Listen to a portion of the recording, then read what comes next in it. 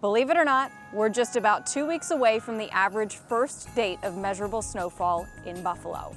But that first snowfall forecast is never a slam dunk around here. I'm going to show you what goes through a forecaster's mind when we're making that forecast in this week's Heather's Weather Wise.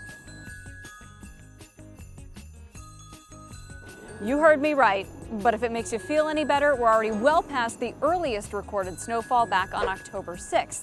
Now, if the fall season continues to behave itself, which it rarely does, we should start looking out for our first measurable snowfall somewhere in the first week of November. Not to sell anyone out here, but a certain chief meteorologist has been looking for that first snowfall for about a month now. Forecasters can look all they want, but there are a lot of things that have to go right for snow to fall here, and better yet, for it to stick. Number one, it's got to be cold enough to snow.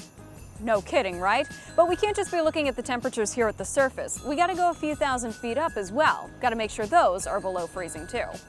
But just cold air alone is probably not enough for accumulating snowfall. You see, this time of the year, the ground is still really warm. That's because on any given day, Earth's surface absorbs about half of the energy that's coming in from the sunshine, and it holds on to it a lot tighter than the air does. So as the air cools, the ground is still warm. It's got to be snowing pretty darn hard in order for that snow to stick. But even if that checks out, we've still got Lake Erie to watch. Even now, water temperatures are still in the 60s. If there's a possibility of snow, but a flow of air coming off the water, the lake may warm the air closest to the ground enough to melt falling snow on its way down.